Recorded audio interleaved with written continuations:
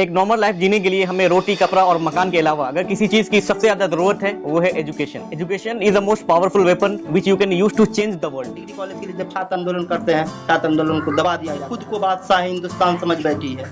ये हमारी जबान भी काट लेंगे तो हम कटी जबान से भी इनकलाब जिंदाबाद बोलेंगे और अपनी शिक्षा के लिए लड़ेंगे।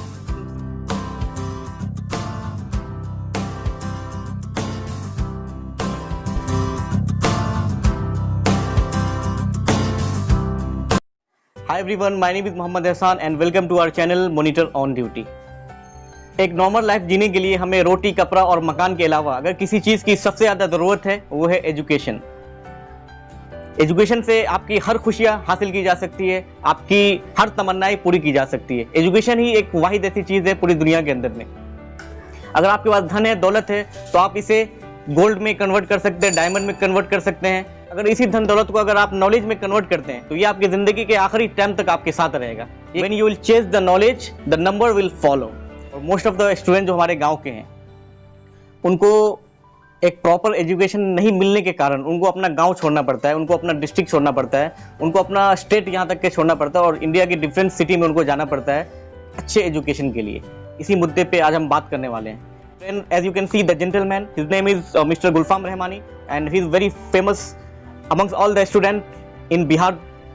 I just welcome Mr. Gulfam। Thank you very much for joining us। Thanks Monitor on Duty।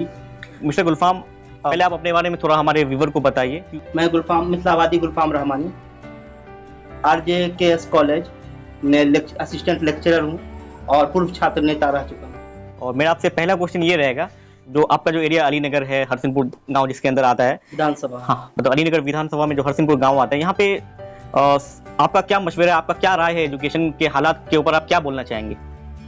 ये दरभंगा जिला अंतर्गत अलीनगर विधानसभा आता है, जिसमें अलीनगर विधानसभा में 10 विधानसभा में सबसे बदतर हालात अलीनगर विधानसभा की है। क्योंकि अलीनगर विधानसभा इतना बड़ा विधानसभा रहते हुए भी और पूर्व से बड़े बड़े नेताओं की धर्मस्थली रही है, कार्यस्थली रही है, उसके बावजूद यहाँ से का शिक्षा का स्तर बद से बदतर है। यहाँ एक भी डिग्री कॉलेज नहीं है। डिग्री कॉलेज के लिए जब छात्र आंदोलन करते हैं, छात्र आंदोलन को दबा दिया जाता है। ये राजनीति है कहीं ना कहीं।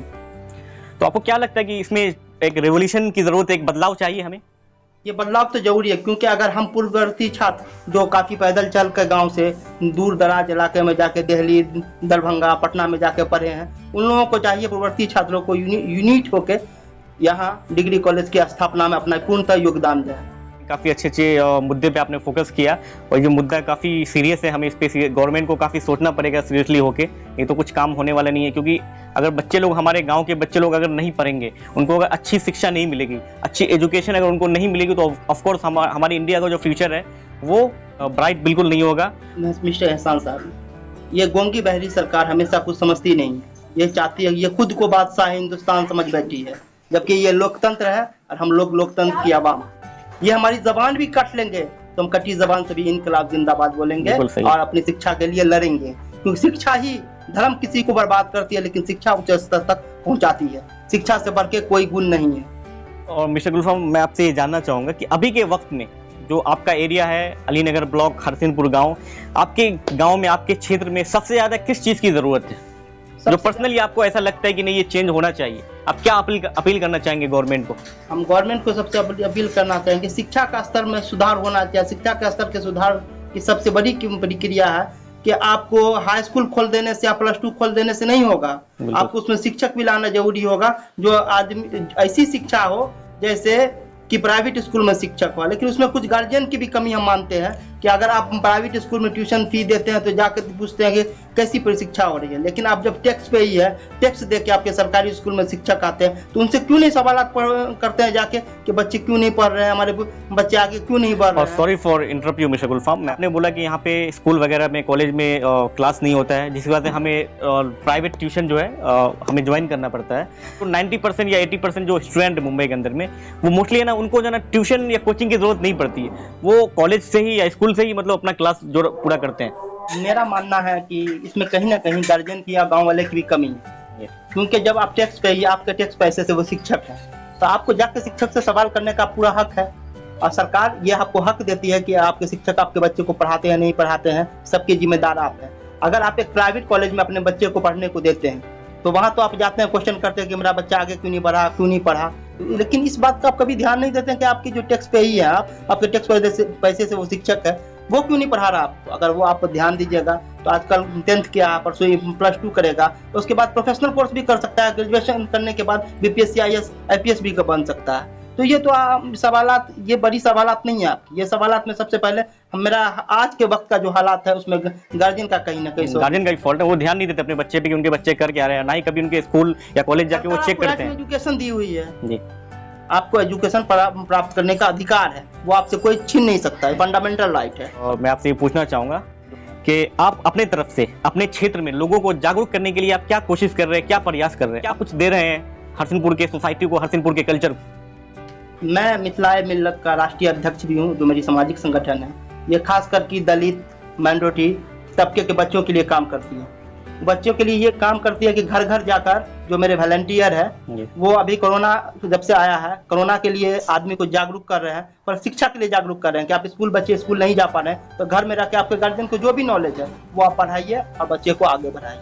आजकल के जो हमारे स्टूडेंट है और जो टीनेजर है वो मोस्टली आजकल खेलकूद पे उनका ज्यादा ध्यान रहता है, और उनके हाथ में सेल फोन आने से इसका कितना इफेक्ट पड़ता है स्टूडेंट लाइफ में? मिस्टर एहसान, सेल फोन आपको PUBG खेलने के लिए नहीं दिया गया, आपको FB चलाने के लिए नहीं दिया गया, आपको कहीं ना कहीं सेल फोन एजुकेशन के लिए भी है। ऑनलाइन एजुकेशन चला, ऑनलाइन एजुकेशन लीजिए, यूट्यूब पे एक से एक चैनल, यूट्यूब पे एक से एक चैनल देख के आप शिक्षा प्राप्त कर सकते हैं। काफी लोग ऐसे हैं जो जज बने हैं, IAS बने हैं, IPS बने हैं, वो सेल फोन के ही जरिए बने हैं। तो कहीं ना कहीं सेल फोन आपको अच्छा नजरिया से भी देखिएगा तो अच्छी चीज भी है, कहीं ना कहीं बुरी चीज भी है। जिसके गार्जियन ध्यान उस पे बच्चे पर ध्यान नहीं रख पाते हैं, उसके बच्चे बिगड़ जाते हैं। आखिरी में आप हमारे आप जो स्टूडेंट है हरसिनपुर के और जो भी इंडिया के स्टूडेंट हैं, आप उनको आखिरी में क्या मैसेज देना चाहेंगे इस चैनल के जरिए से? मेरा कहना है कि घर से मस्जिद है दूर तो क्या किया जाए, तो घर पे बैठ के कुछ पढ़ाई कर लिया जाए, घर के पर ही बैठ कर नमाज भी पढ़ लिया जाए। सबसे पहले तो बच्चे को जो राय देना चाहेंगे, तो 5th से जो 10th पढ़ाई होती है उसको सही ढंग से करना चाहिए, वो आपका बेस होता है। जब आपका बेस मजबूत होगा तो आप +2 साइंस लेके या आर्ट्स लेके या कॉमर्स लेके पढ़ेंगे तो उससे आपको बेनिफिट होगा कि आगे के जो पढ़ेंगे उसमें काफ़ी आपका नज़रिया चेंज हो जाएगा। नहीं तो आप एक +2 कर लीजिएगा, 3rd डिवीजन से 2nd डिवीजन से छोड़ के आप चले जाइएगा, अच्छे कॉलेज में आपका दाखिला नहीं होगा, आप आगे बढ़ नहीं पाइएगा। जब पढ़िए तो मन से पढ़िए, पढ़ने की कोई सीमा नहीं होती है, उम्र नहीं होती है। अगर आप जॉब भी करते हैं, अगर रोज का आप 2 घंटा भी पढ़ते हैं तो आप काफ़ी डेवलप बन सकते हैं। कल के IAS, कल के IPS, कल के BPSC कंप्लीट कर, कल के ब्लॉक डेवलपमेंट ऑफिसर भी बन सकते हैं। इसलिए पढ़ाई से नो कम्प्रोमाइज़।